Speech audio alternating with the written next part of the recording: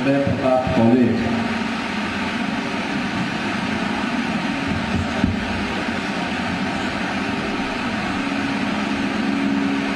वाराणसी के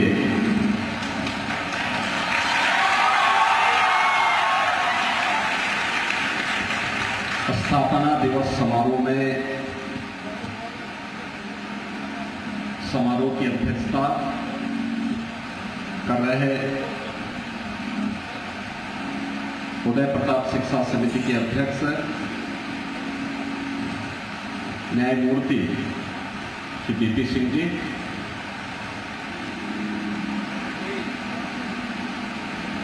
सचिव उदय प्रताप शिक्षा समिति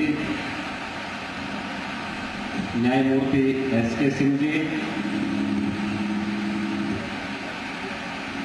उत्तर प्रदेश सरकार में मंत्रिमंडल के मेरे सहयोगी, यहाँ के स्थानीय विधायक और प्रदेश के स्टाम्प और न्यायालय पंजीयन मंत्री श्री रविंद्र जायसवाल जी, प्रदेश के आयुष मंत्री श्री दयाशंकर मिश्र दयालु जी,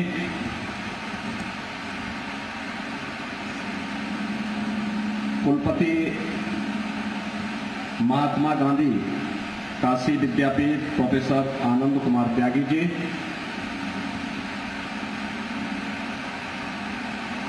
माननीय विधायकगण डॉक्टर नीलकंठ तिवारी जी, अवधेश सिंह जी, सुशील सिंह जी, धर्मेंद्र सिंह जी, वाराणसी के महापौर श्री तिवारी जी, उदय प्रताप कॉलेज के प्राचार्य प्रोफेसर धर्मेंद्र कुमार सिंह जी, प्रधानाचार्य Uday Pratap inter college doctor Ramesh Pratap Singh ji, आज के इस स्थापना दिवस कार्यक्रम के अवसर पर आयोजित समारोह में उपस्थित सभी महानुभाव और प्यारे बच्चों,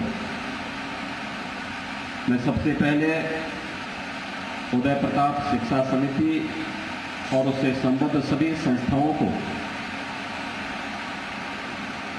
उदय प्रताप शिक्षा समिति के 115 वर्ष पूर्ण होने के उपलक्ष्य में हृदय से बधाई देता हूं और आदर से उदय प्रताप सिंह जी को उनकी स्मृतियों के लिए नमन करते हुए विनम्र श्रद्धांजलि व्यक्त करता हूं।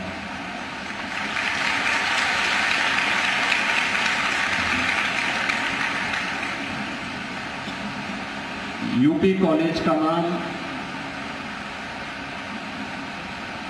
शिक्षा जगत का एक चमकता हुआ सितारा है और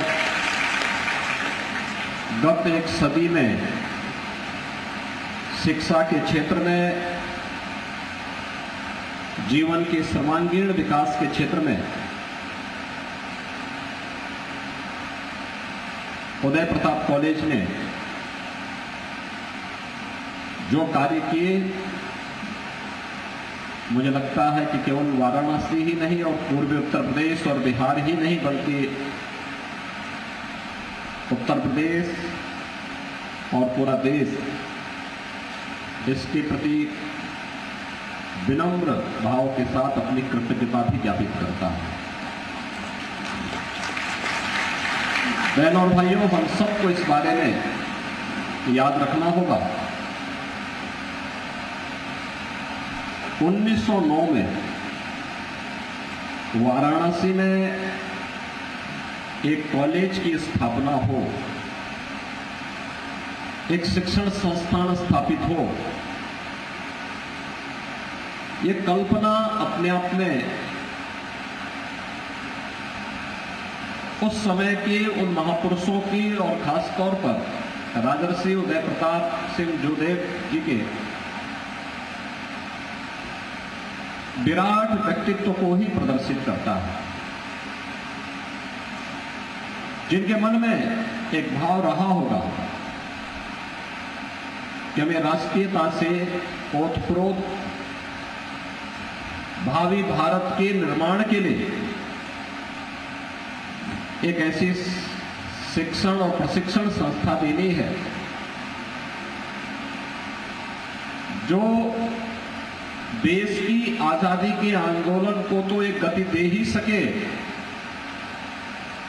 आवश्यकता पड़ने पर हर एक क्षेत्र में इस देश को योग्य नागरिक भी दे सके। और यही कारण है कि 1909 में जो नींव यहां रखी थी बाबा विश्वनाथ के इस पावन स्थली पर, पिछले 115 वर्षों से जीवन के हर एक क्षेत्र में आप देखेंगे उदय प्रताप कॉलेज से जुड़े हुए जो प्रशिक्षित और शिक्षित, जो स्नातक हैं, प्रास्नातक हैं, अच्छे स्पोर्ट्स पर्सन्स हैं, कृषि के क्षेत्र में हो, डेयरी के क्षेत्र में हो, या जीवन के प्रत्येक अन्य क्षेत्र में, वो हम सबको देखने को मिलता है। पूरे देश के अंदर भी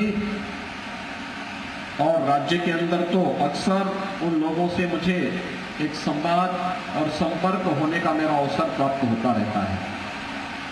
मैं आज सुबह ही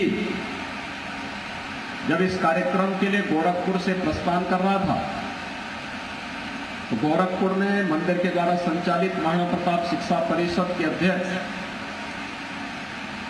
वर्तमान में जो हैं उनका नाम भी उदय प्रताप सिंह है। प्रोफेसर उदय प्रताप सिंह वह पूर्वांचल विश्वविद्यालय के कुलपति थे। तो आज सुबह सुबह, उनकी उम्र इस समय लगभग 95 साल है, वे मेरे पास आए। उन्होंने कहा कि आज आप यूपी कॉलेज जा रहे हैं। मैंने कहा कि मैं उसी कॉलेज में 5 वर्ष रह करके पढ़ा हूं।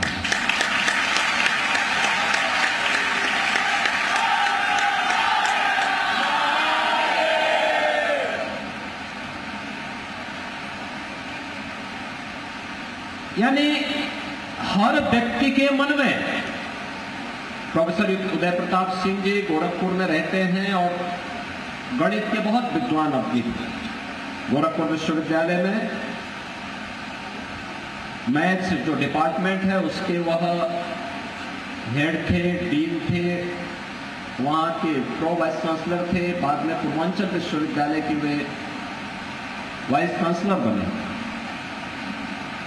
और वर्तमान में गोरखपुर में महाराणा प्रताप शिक्षा परिषद के अध्यक्ष के रूप में अपनी सेवाएं दे रहे हैं।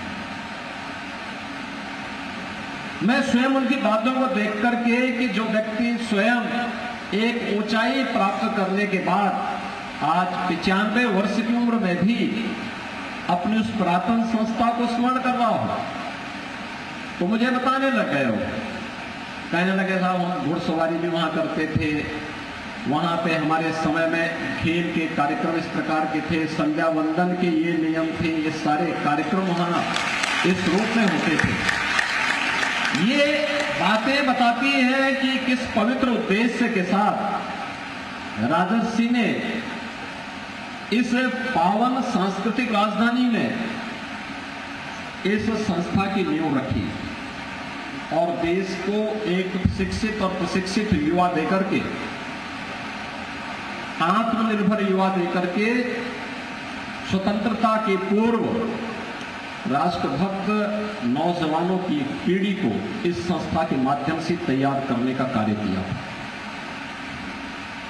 याद रखना, युवा शक्ति की उपेक्षा करके कोई देश आगे नहीं बढ़ सकता, कभी आगे नहीं बढ़ सकता। हमें उनकी भावनाओं को सम्मान देना होगा, उन्हें आगे बढ़ने के लिए उचित अवसर देने होंगे। हम उनकी भावनाओं को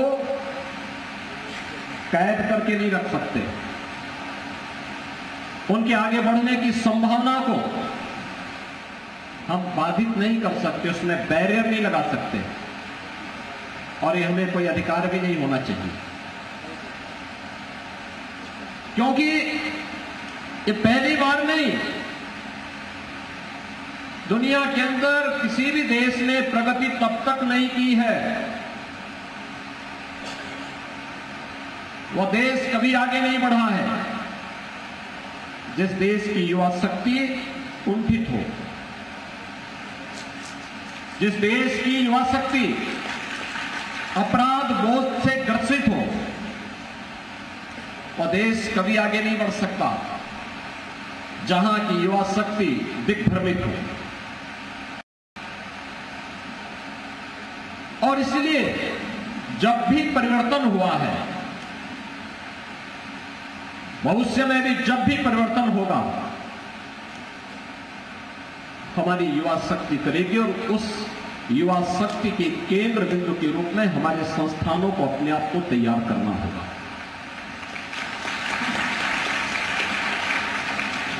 याद करिए, जब भगवान राम ने निस्सरहीन करो वही का संकल्प किया था, क्या उम्र थी उनकी कि मैं इस धरती से राक्षसों का अंत करके ऋषि मुनियों को, वनवासियों गिरवासियों को अभय प्रदान करूंगा।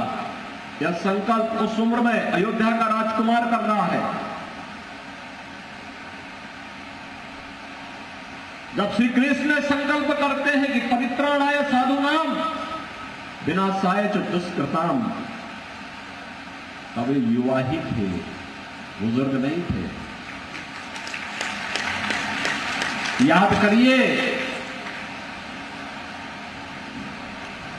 बुद्ध ने जब ज्ञान प्राप्त किया था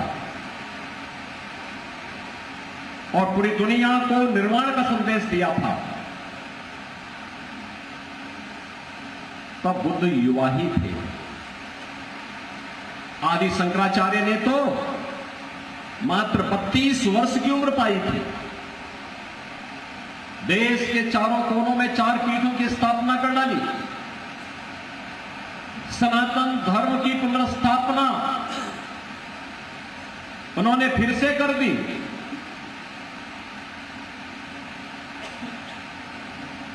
महाराणा प्रताप ने जब पहला युद्ध अकबर के खिलाफ लड़ा था, उस समय महाराणा प्रताप की उम्र मात्र 27 वर्ष थी।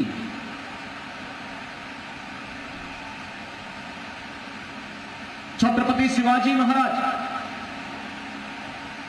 गुरु गोविंद सिंह जी महाराज, इन सब का इतिहास और गुरु गोविंद सिंह जी महाराज के 4 साहबजादे अजीत सिंह, फतेह सिंह, जुझार सिंह, जोरावर सिंह, क्या उम्र थी? 7 साल, 9 साल, 11 साल, 14 साल। ये कोई उम्र है? लेकिन देश के लिए लड़ रहे थे, धर्म के लिए लड़ रहे थे और उन्होंने शहादत प्राप्त की थी। पूरी दुनिया के अंदर वैदिक संस्कृत का उद्घोष करने वाले स्वामी विवेकानंद मात्र 39 वर्ष जीवित रहे थे और जब उन्होंने पूरी दुनिया को संदेश दिया था, जब लोग उनके बानी पर हंस रहे थे, तब उन्होंने कहा था कि गर्व से कहो हम हिंदू हैं। पूरी दुनिया के अंदर उन्होंने घोष किया था। मात्र 39 वर्ष जीवित रहे थे और दुनिया को बताया था कि हमारा सनातन धर्म क्या है। और इसलिए गुरुदेव रविंद्रनाथ टैगोर से पूछा गया था कि भारत क्या है। उन्होंने कहा था भारत को जानना है तो आप स्वामी विवेकानंद को पढ़ लीजिए, भारत के बारे में पूरी जानकारी मिल जाएगी। 1857 के देश के प्रथम स्वातंत्र समर को स्वातंत्र समर के रूप में संबोधित करने वाले और उस पर लेखनी लिखने वाले वीर सावरकर को जब 2 आजीवन कारावास की सजा होती है, तो उस समय वीर सावरकर की उम्र क्या होती है? मात्र 28 वर्ष। मात्र 28 वर्ष की उम्र में वीर सावरकर को 2-2 आजीवन कारावास की सजा होती है भारत की स्वाधीनता के। और ये इस भारतवर्ष में 100 बार मेरा जन्म हो, कारण सदा ही मृत्यु का देशोपकारक कर्म हो। इसके साथ इस उद्घोष को करते करते फांसी के फंदर पर झूलने वाले पंडित राम प्रसाद बिस्मिल, ठाकुर रोशन सिंह, असफाउल्लाह खान, चंद्रशेखर आजाद, राजेंद्र प्रसाद लाहिड़ी, ये सब युवा थे, सभी युवा थे। यानी युवाओं की लंबी फौज जब भी अंगड़ाई ली है, भारत आगे बढ़ा है। भारत ने एक नए प्रतिमान स्थापित किए हैं और उस नए प्रतिमान को स्थापित करने के लिए ही यह वर्ष उदय प्रताप कॉलेज की दृष्टि अत्यंत महत्वपूर्ण है। याद करना, आप यहां पे अपनी स्थापना दिवस मना रहे हैं। यह वर्ष राजर्षि की 175वीं वर्षगांठ का वर्ष भी है और 175 वर्ष एक उस महापुरुष का जिन्होंने यूपी कॉलेज जैसा संस्थान दिया हो वाराणसी में। वाराणसी विद्या का केंद्र प्राचीन काल से था, आधुनिक शिक्षा का भी केंद्र बिंदु बने। यह अपने आप में एक नई दिशा थी 1909 में और एक विस्तृत क्षेत्र में।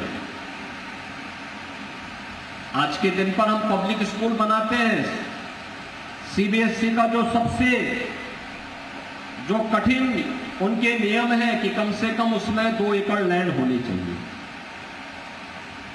और मुझे लगता है इनके पास यहाँ पे सैकड़ों एकड़ भूभाग है जहां पर बालिकाओं के भी संस्थान चल रहे हैं, पब्लिक स्कूल भी चल रहा है, इंटर कॉलेज भी चल रहा है और महाविद्यालय भी चल रहा है।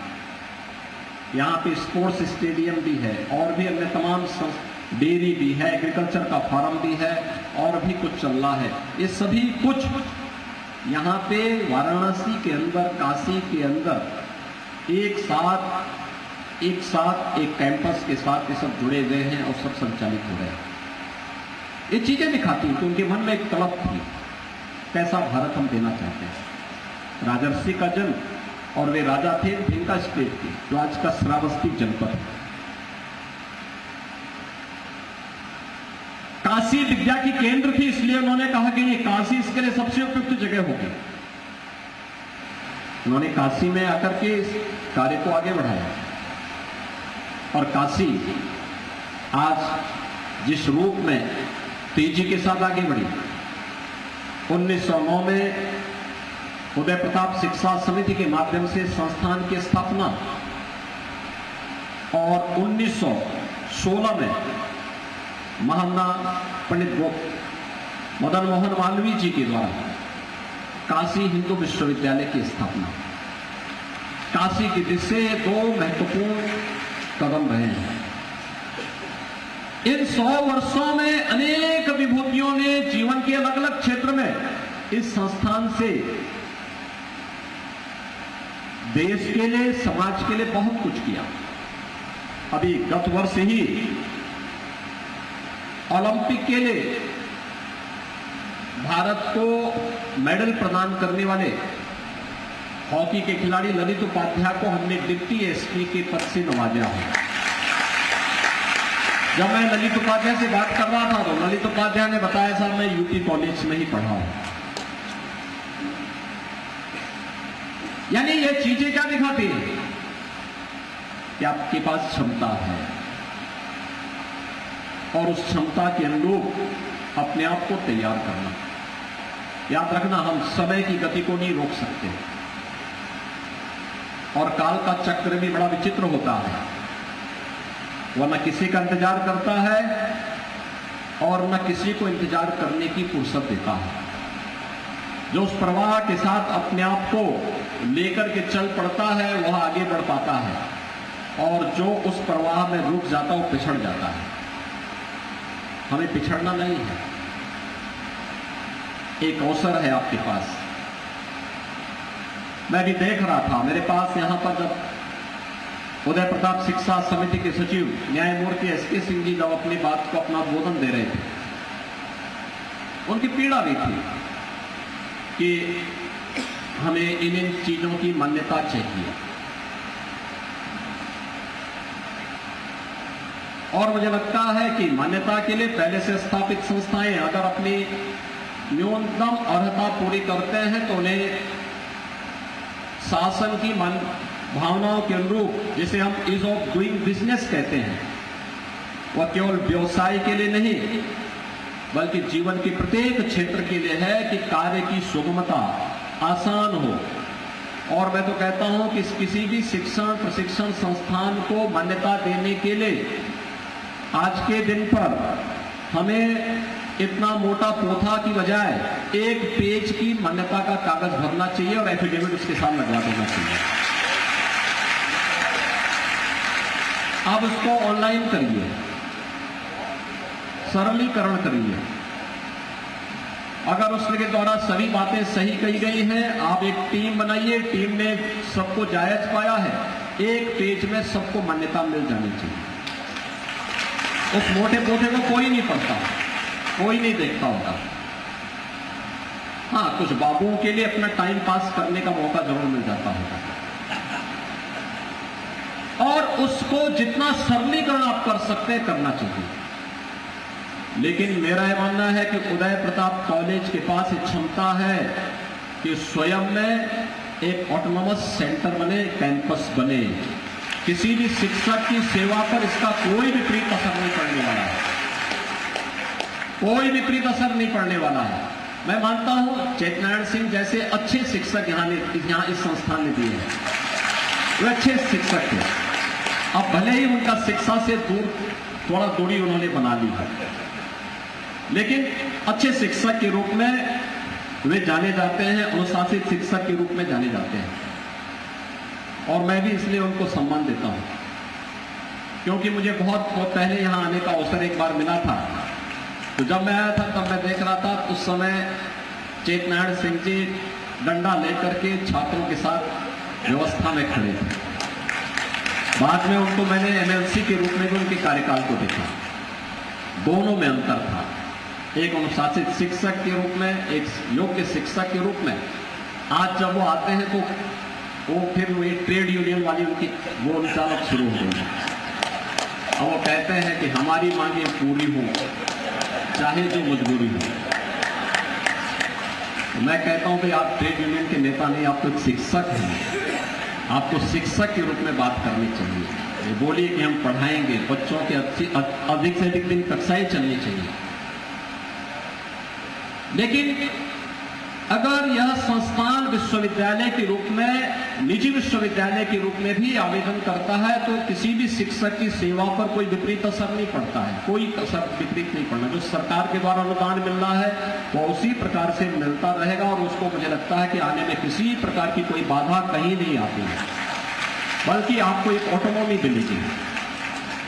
आपको नए नए पाठ्यक्रम के साथ अपने आप को जोड़ना पड़ेगा, नए उसके साथ इस कैंपस को आगे बढ़ाने का एक अवसर आपके पास होगा, अच्छे अवसर आपके पास होंगे, बहुत सारे सेंटर ऑफ एक्सीलेंस आप दे पाएंगे। याद रखना, मैंने जो आपको पहले भी कहा, हमें समय के प्रवाह के साथ अपने आप को तैयार करना होगा। आज टेक्नोलॉजी कहां से कहां तक पहुंच चुकी है, बहुत आगे बढ़ चुकी है। एक समय था जब हम लोग एक आर्टिकल बनाने में हम लोगों को 4, 6, 10 घंटे लगते थे, 20 घंटे लगते थे। आज ऐसा कुछ नहीं। आज चैट जीपीटी में जाइए, आप जाइए, आपको 3 से 4 मिनट में ढेर सारा मटेरियल उसमें मिल जाएगा। कोई भी आर्टिकल आपको तैयार करना हो, कोई भी आलेख तैयार करना हो, टेक्नोलॉजी बहुत आगे बढ़ चुकी है। एक सॉफ्टवेयर है ये, आर्टिफिशियल इंटेलिजेंस का, और आपको उतना बड़ा आलेख आपको मिल जाएगा। विषय है, आपको फिर अपने अनुसार, अपनी रुचि के अनुसार उसको शब्दों का स्वरूप देकर के आप उसको आगे बढ़ा सकते हैं। आप आर्टिफिशियल इंटेलिजेंस के बारे में युवा पीढ़ी को नहीं बताएंगे, ड्रोन टेक्नोलॉजी के बारे में नहीं बताएंगे, रोबोटिक टेक्नोलॉजी के बारे में नहीं बताएंगे, इंटरनेट ऑफ थिंग्स के बारे में नहीं बताएंगे, एग्रीकल्चर में जीन एडिटिंग तक पहुंच चुके हैं। किस किस से भागेंगे? भागने से समस्या का समाधान नहीं होने वाला है। हमें भी उसके अनुरूप अपने कैंपस को और अपनी तैयारी करनी पड़ेगी। उस प्रकार के कोर्सेज, शॉर्ट टर्म कोर्सेज और डिप्लोमा और डिग्री कोर्सेज भी हमें यहां पे तैयार करने पड़ेंगे। यहां का युवा उसके बारे में जान सकेगा तो देश और दुनिया में छाने में उसे देर नहीं लगेगी,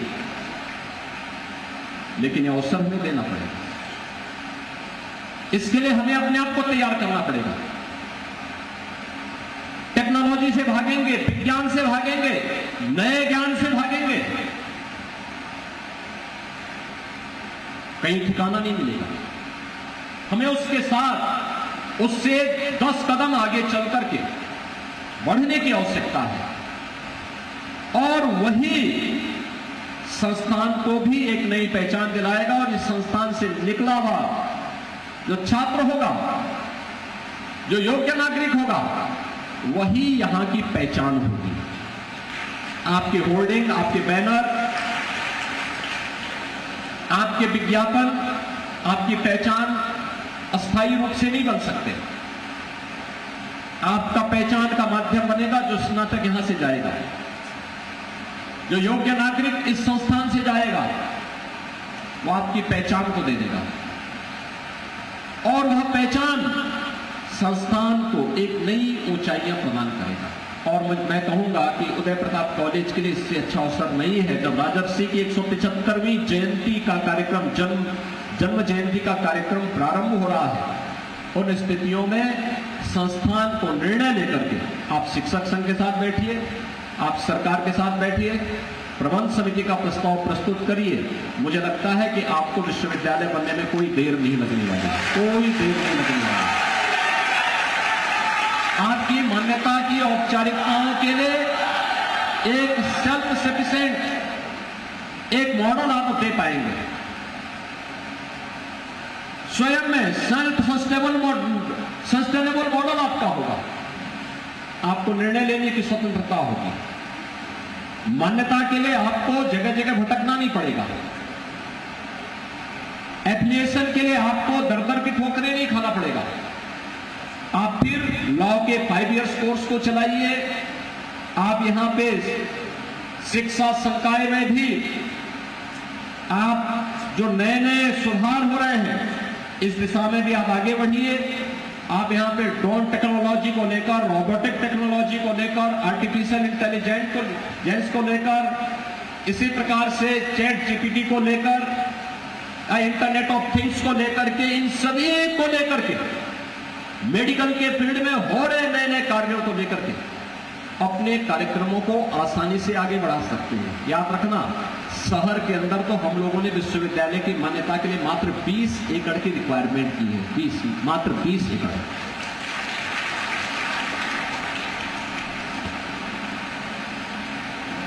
ग्रामीण क्षेत्र में 50 एकड़ है। ये तो ऐसे में जिला मुख्यालय है। यहां पे तो मात्र 20 एकड़ में ही आपका विश्वविद्यालय बन सकता है। आप अगर पब्लिक स्कूल को अलग कर देंगे, इंटर कॉलेज को अलग कर देंगे, गवर्नमेंट एडेड डिग्री कॉलेज को अलग कर देंगे, तब भी 20 एकड़ में या 50 एकड़ में अगर आप अलग से भी विश्वविद्यालय बनाना चाहेंगे तो भी विश्वविद्यालय आपको मिल सकता है, बन सकता है। और जितने भी सेल्फ फाइनेंस कोर्सेज आप चला रहे हैं, सब विश्वविद्यालय से जोड़ देंगे तो हमेशा के लिए मान्यता की वो आपकी समाप्त। आप अपना निर्णय लीजिए, स्वतंत्र रूप से अपना काम करिए और क्वालिटी पे ध्यान दीजिए। याद रखना, आज का समय क्वालिटी का, उत्कृष्टता का, उस लक्ष्य को प्राप्त करने के लिए हमें क्या प्रयास हम कर सकते हैं, उस दिशा में आगे बढ़ने का है। और उस दिशा में अगर आप आगे बढ़ेंगे तो स्वस्थ प्रतिस्पर्धा को आप आगे बढ़ाने में मदद कर पाएंगे और लोग आपके बारे, आपके पीछा, आपके साथ कदम से कदम मिलाकर के चलने के लिए मजबूर होंगे। हम दूसरों के पीछे न जाएं, बल्कि लोग हमारे कार्यों से हमें फॉलो करें। ऐसा आदर्श हमें प्रस्तुत करना होगा, लेकिन ये कड़ी मेहनत से होगा। कड़ी मेहनत का कोई विकल्प नहीं हो सकता, परिश्रम का कोई विकल्प नहीं हो सकता, और शॉर्टकट का रास्ता किसी व्यक्ति को कभी मंजिल में नहीं पहुंचा सकता। याद रखना, जीवन में आगे बढ़ने के लिए कठिन से कठिन परिश्रम को करने के लिए तैयार रहिए, लेकिन शॉर्टकट का रास्ता कभी मत अपनाइए। नियमों का पालन करिए। शासन के नियम सुशासन की स्थापना के लिए, एक सर्वसमावेशी समाज के निर्माण के लिए होते हैं। अगर हम उसका पालन कर रहे हैं तो फिर कानून आपको पूरा संरक्षण देगा, आपको सम्मान भी देगा, आगे बढ़ने के लिए ढेर सारे अवसर भी देगा। और वाराणसी में उस ऊर्जा का केंद्र बिंदु यूपी कॉलेज को बनना चाहिए। यूपी उदय प्रताप शिक्षा समिति को उसका केंद्र बिंदु बनना चाहिए। उस दिशा से जो प्रयास आपके द्वारा किए जा रहे हैं, मुझे लगता है उस प्रयास को तत्काल आगे बढ़ाएंगे आप, तो संस्थान को भी और वाराणसी के साथ साथ पूर्वी उत्तर प्रदेश और बिहार को इसका लाभ होगा। दूसरा, अपने पुरातन छात्रों को जोड़िए। जैसे आप 25 नवंबर की तिथि को अपनी स्थापना दिवस के कार्यक्रम के साथ जोड़ते हैं, ऐसे ही या तो इस समारोह में या किसी अन्य अवसर पर, राजर्षि के जन्मदिन के अवसर पर, या जो मूल दिवस है जिस दिन स्थापना हुई थी 1909 में इस संस्थान की, उस दिवस को पुरातन छात्रों को भी जोड़िए। जैसे मैं आज गोरखपुर में था, प्रोफेसर यूपी सिंह जी स्वयं मेरे पास आए, उन्होंने कहा कि साहब मैं उस संस्थान में पढ़ा हुआ हूं। ऐसे लोगों की पूरी सूची आपके पास होनी चाहिए। ऐसा सॉफ्टवेयर डेवलप करिए, डिजिटली सबको अपने पास रखिए, और फिर हर वर्ष दीजिए अपनी प्रोग्रेस रिपोर्ट देते हैं तो उस प्रोग्रेस रिपोर्ट में ये भी जोड़िए कि कौन से आपके पुरातन छात्र कहां पे जीवन के अलग अलग क्षेत्र में वे कार्य कर रहे हैं, उनके बारे में भी आप लोगों को बताएंगे तो लोग जान पाएंगे। इस संस्थान के बारे में जानने में लोगों को और मदद मिलेगी।